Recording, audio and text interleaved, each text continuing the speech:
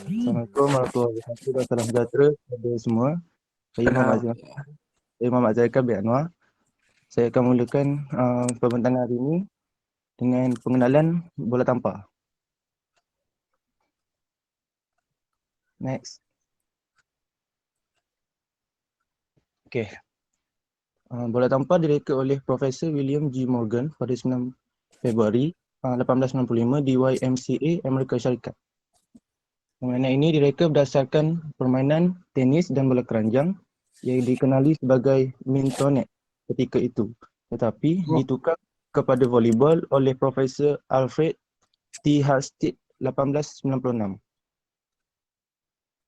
Permainan ini merupakan permainan berpasukan yang dimainkan oleh dua pasukan, iaitu 6 orang bagi setiap pasukan. Mata diperoleh apabila bola dimasukkan ke kawasan gelanggang pihak lawan. Next.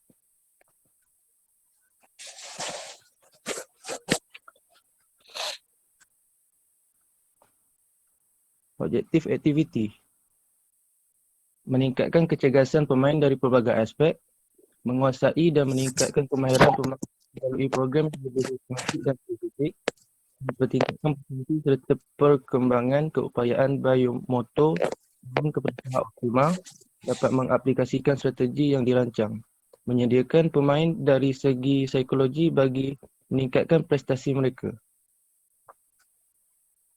Next.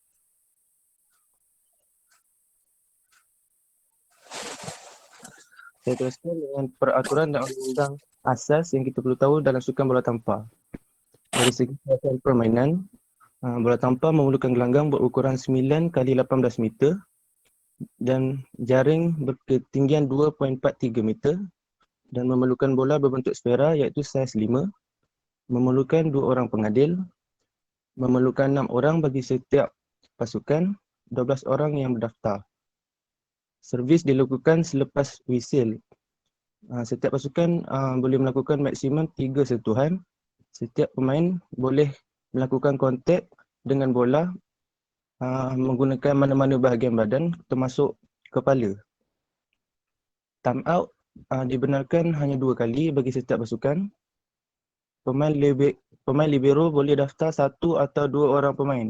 Pemain libero ni merupakan, kalau kita perasan, setiap perlawanan bola tampar ada seorang akan memakai jersey yang berlainan warna dengan ahli-ahli dia lain. Itu adalah pemain libero. Kiraan mata pemenang adalah 25 mata, tetapi jika permainan diheret sehingga 3 set, set ketiga itu hanya bermain dengan 15 mata. Next.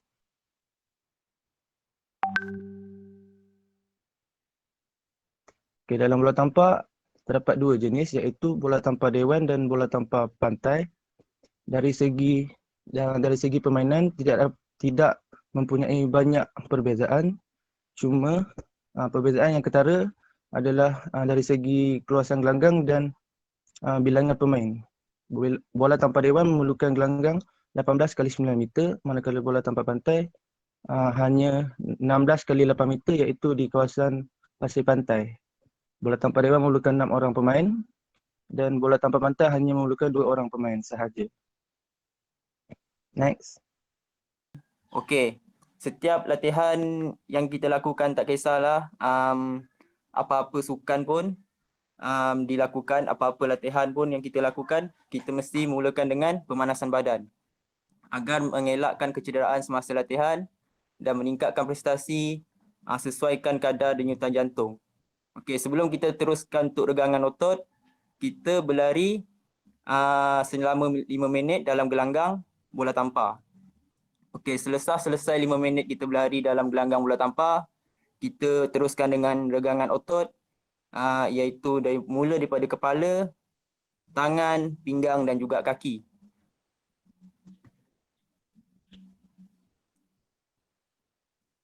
Okey, siapa-siapa boleh tengok saya punya rakaman kejap, apa ni? Video saya. Saya open. Okey, nampak tak? Saya buat contoh melalui start daripada regangan otot daripada kepala, Dua tapak tangan hendaklah tolak dagu ke atas kiraan 8. Seterusnya tolak ke bawah, tolak ke kiri dan juga tolak ke kanan. Siapa-siapa tengok tu boleh join sekali, okay? Okey, seterusnya setelah selesai membuat regangan di kepala, kita teruskan di bahagian tangan. Kita angkat tangan ke hadapan belah kanan dan tarik kiraan 8 juga dan turun bawah. Begitu juga pergerakan di tangan belah kiri dan bawah. Seterusnya silang. Setiap pergerakan harus dikira 8 kali ya. Belakang. Begitu juga belah kiri dan ke belakang. Okey, setelah selesai kita pergi teruskan pada regangan pinggang. Angkat kedua-dua tangan dan gerak ke kiri, kiraan 8. Gerak kanan, kiraan 8. Dan seterusnya tolak ke hadapan, kiraan 8. Seterusnya kita bergerak kepada bahagian kaki. Pastikan tangan, angkat kaki belah kiri, letak di bawah paha, angkat. Seterusnya silang ke belakang. Silang ke depan. Dan seterusnya angkat belah kiri. Silang dan ke belakang. Ingat ya, setiap pergerakan hendaklah dilakukan dengan kiraan 8 untuk melakukan regangan seterusnya dan seterusnya. Terima kasih. Seterusnya. Saya akan serahkan kepada kawan saya yang seterusnya. Terima kasih. Okey, Assalamualaikum warahmatullahi wabarakatuh. Hari ini saya akan terangkan tentang latihan menyangga bola pada dinding. Okey, latihan aktiviti menyangga bola boleh dilakukan di dinding. Aktiviti menyangga bola di dinding adalah untuk mengasah kemahiran menyangga bola dalam sesuatu pemain bola tampar. Bagi memudahkan aktiviti ini, biarlah bola melantun terlebih dahulu sebelum menyangga bola itu. Okey, seterusnya lakukan sagaan ke arah dinding tanpa jatuh bola ke tanah. Okey, baiklah. Seterusnya, kedudukan tangan sewaktu melakukan menyangga bola. Okey, tangan hendaklah berada dalam keadaan rapat sewaktu menyangga bola. Okey, tangan hendaklah dipegang dengan kemas supaya struktur tangan menjadi stabil. Keadaan tangan hendaklah berada dalam keadaan lurus supaya ketika menyangga bola tidak berlakunya kesalahan menyangga bola. Tangan hendaklah berada dalam keadaan lurus ke hadapan untuk memudahkan untuk menyangga bola.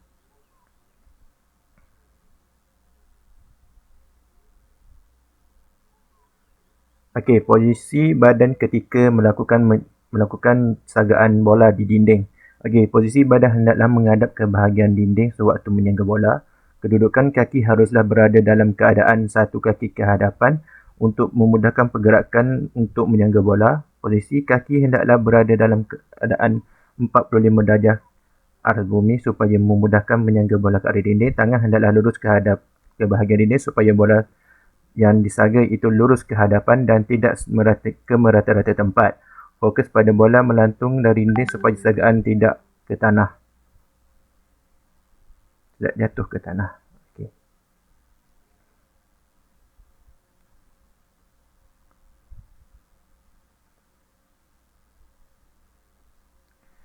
Seterusnya saya akan memberi sedikit video tentang sagaan bola pada dinding. Okey, mari kita saksikan video ini.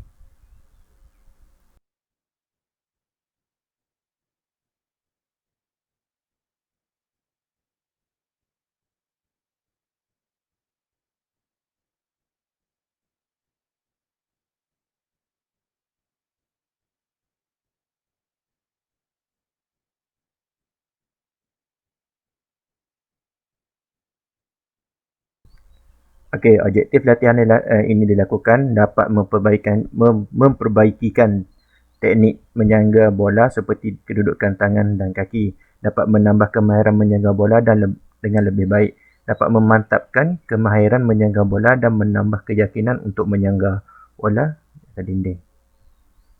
Okey, seterusnya saya akan menyerahkan kepada rakan saya.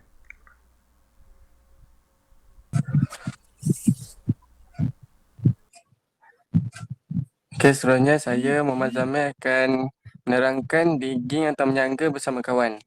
Objektif latihan dilakukan melalui teknik ini dapat menghalang bola dari menyentuh gelanggang selepas bola servis atau serangan dari pihak lawan, terutamanya bola yang hampir menyentuh lantai. Digging bersama kawan dapat melatih mengawal arah bola yang perlu dihantar. Dapat meningkatkan daya tahan terutamanya untuk menyelamatkan bola dan mengawal semula bola. Seterusnya. Ini adalah video contoh menyangga bersama kawan.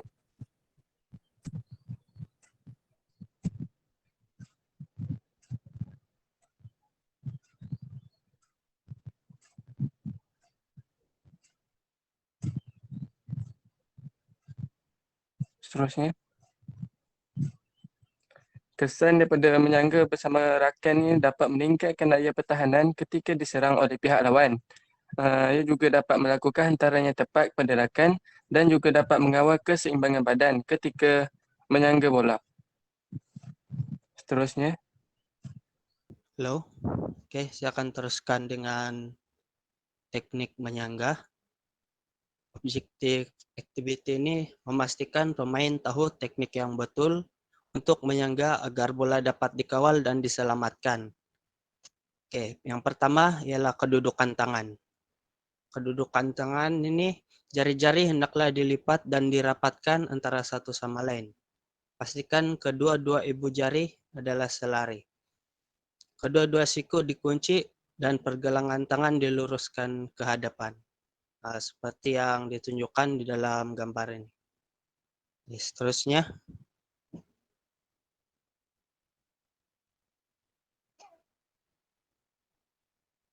Oke, kedudukan kaki. Kaki dijarakkan, sebelah kaki diletakkan di hadapan. Lutut dibengkokkan untuk menerima hantaran. Letakkan kaki luar yaitu kaki kiri dan pusing badan untuk menghadap sasaran. Oke, next. Oke, kedudukan sama-sama mengambil bola. Tolak bola ke atas dengan pergerakan bahu yang minimum. Pastikan tapak menerima adalah stabil agar bola tidak lari daripada kita terima. Lepas itu kendurkan bahagian atas tubuh supaya senang untuk menerima hantaran. Lepas itu antar bola tinggi agar dapat disambut dengan baik oleh alih pasukan. Oke, next saya serahkan kepada kawan saya.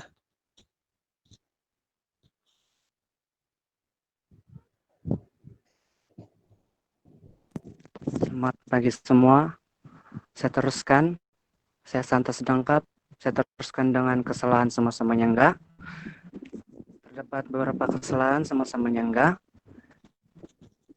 Yang pertama, tangan dibengkokkan sewaktu menyangga. Oke, apabila tangan dibengkokkan sama-sama menyangga, bola tidak dapat dilambungkan dengan baik dan kemas untuk dihantar kepada rekan sepasukan. Yang kedua, tidak mengenakan bola pada permukaan lengan. Dan yang ketiga, tidak dapat menentukan sasaran bola sebelum menyangga. Apabila seorang atlet atau pemain tidak dapat menentukan sasaran bola sebelum menyangga, sudah pasti bola tidak dapat dihantar kepada rekan sepasukan atau kepada sasarannya, maka ia boleh dikatakan sebagai kesalahan semasa menyangga.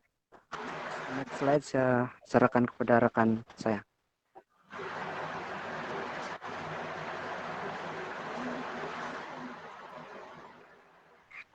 Okey. Assalamualaikum warahmatullahi wabarakatuh. Nama saya Luqman bin Cik Muhammad Zani. Saya akan bertanya mengenai teknik latihan untuk ketarasan dalam bola tampar. Latihan ketakasan yang boleh kita buat adalah latihan fa'alit. Latihan fa'alit bermaksud speed adalah sejenis latihan daya tahan otot. Aktiviti latihan ini lebih menekankan kepada pembinaan kepantasan atlet. Latihan larian yang diselang-seli antara laju dan perlahan atau gaya latihan yang lain mengikut kemampuan seseorang individu. Objektif daripada latihan fa'alit adalah untuk meningkatkan daya tahan kardiovaskular pemain. Yang kedua, membina daya tahan otot yang kuat. Yang ketiga, meningkatkan kepantasan, kekuatan dan kelenturan. Yang keempat, meningkatkan keupayaan untuk melakukan aktiviti pada tahap yang tinggi. Yang kelima, berupaya menghindarkan kelesuan pada otot. Antara contoh latihan fa'alit yang kita boleh buat, yang pertama adalah riding, yang kedua lari pecuk, yang ketiga berjalan, yang keempat adalah berlari perlahan. Ini adalah contoh gambar latihan fa'alit. Okey, seterusnya saya akan serahkan kepada sahabat saya untuk bentang slide yang seterusnya. Next.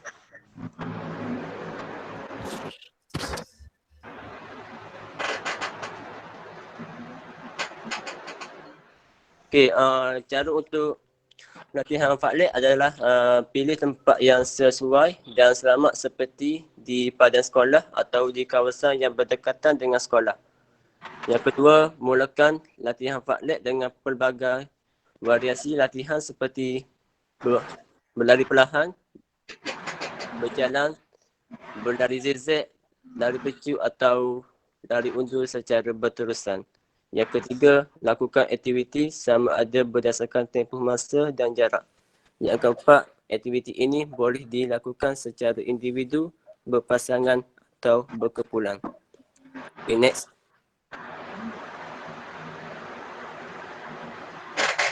Okay, hello, dengar tak? Dengar. Okay, Assalamualaikum warahmatullahi wabarakatuh. Saya Muhammad Farid Ibn Zainuddin akan meneruskan pembatangan pada hari ini. Okay, seterusnya saya akan menjelaskan tentang latihan tekanan. Okay, latihan ini bertujuan untuk meningkatkan kemahiran sesuatu permainan.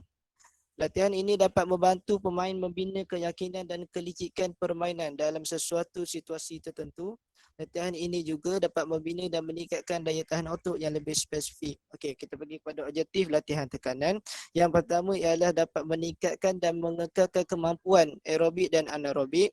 Yang kedua ialah objektif latihan tekanan ini dapat meningkatkan kelajuan dan ketakasan. Seterusnya dapat meningkatkan daya tahan otot tertentu, mengekalkan dan membaiki tahap kemahiran dalam situasi permainan yang tertentu dan mempercepatkan sistem tenaga dalam badan. Okey, contoh latihan tekanan iaitu ada dua di sini iaitu latihan zigzag dan T-test. Okay, next. Okey, seterusnya latihan yang ketiga ialah latihan tangga ataupun ladder training. Latihan tangga adalah kaedah latihan kekuatan dan dalam sukan di mana seseorang itu melakukan satu atau lebih latihan dengan corak pengulangan ulang-alik. Aktiviti latihan ini membantu dalam meningkatkan kepantasan atlet dalam sesuatu permainan. Okay, kita pergi kepada objektif latihan tangga. Yang pertama ialah meningkatkan kepantasan atlet. Yang kedua ialah menguatkan daya tahan otot kaki. Yang ketiga ialah meningkatkan daya tahan kardiovaskular. Dan yang keempat berupaya menghindarkan kelesuan pada otot. Dan di bawah itu merupakan contoh latihan tangga. Yang pertama ialah naik turun tangga dan latihan agility tangga.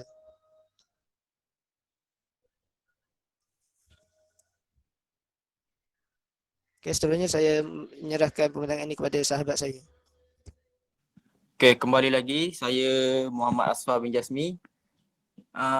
Untuk teruskan pembentangan iaitu penyejukan badan. Setiap aktiviti yang kita telah lakukan, latihan ataupun senaman, kita tidak boleh untuk terus rehat, berhenti rehat serta-merta. Ini akan memberi kesan kepada otot seperti kesakitan pada otot dan juga kesakitan badan. Objektif penyejukan badan ni dia dapat mengurangkan kecederaan.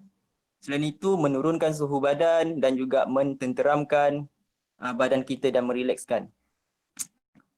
Macam tadi juga, sebelum kita untuk penunjukan badan, kita berlari di gelanggang bola tampar selama 3 minit pula. Dia turun 3 minit, pada pemanasan badan 5 minit dan turun pada 3 minit. Seterusnya kita pergi kepada penunjukan badan. Untuk merilekskan badan, yang kaki, pinggang, tangan dan juga kepala. Okey, siapa-siapa boleh buka saya punya kamera.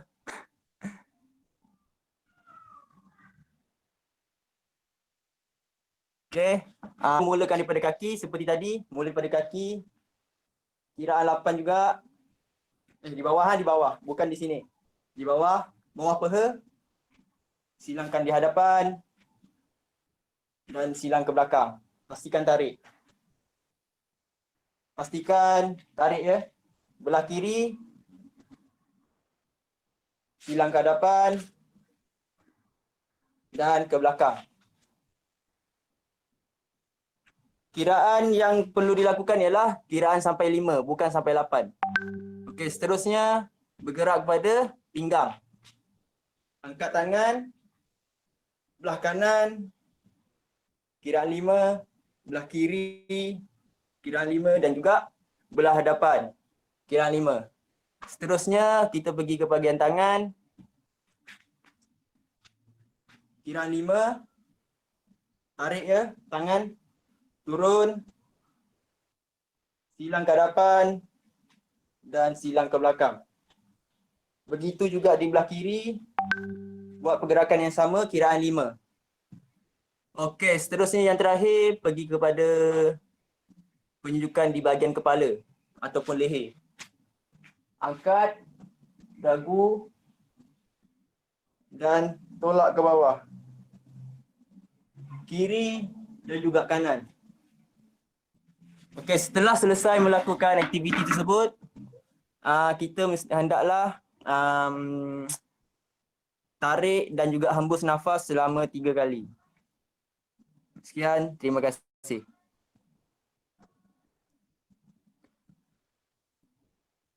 That's all.